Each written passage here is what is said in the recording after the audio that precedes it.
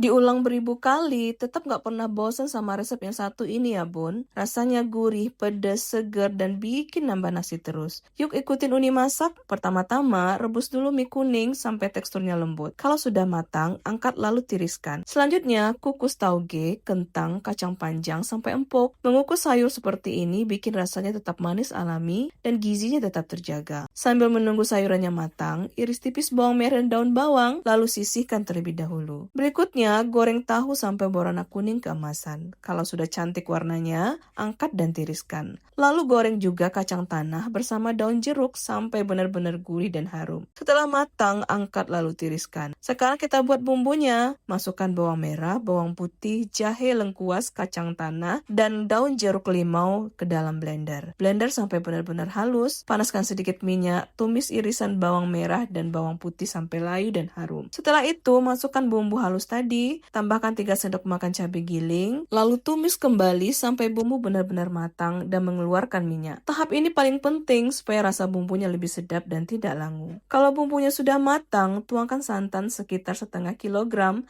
lalu tambahkan 1 gelas air. Aduk terus supaya santannya tidak pecah. Masak sampai kuah mulai mengental, setelah itu tambahkan perasan asam jawa agar rasanya semakin segar dan seimbang. Jangan lupa beri garam secukupnya sesuai selera ya bun. Terakhir masukkan irisan daun seledri, aduk sebentar sampai harum lalu matikan kompor. Sekarang tinggal penyajiannya, siapkan mie kuning, tauge kentang kacang panjang, dan tahu goreng di atas piring. Siram dengan kuah kacang yang kental dan harum tadi. Tara, gado-gado urang awak siap disajikan. Rasanya pedas, gurih, creamy dari santan dengan aroma daun jeruk yang bikin makin menggoda. Sekali makan dijamin susah berhenti. Kalau bunda suka dengan menu masakan ini, jangan lupa direkuk ya bun. Selamat mencoba.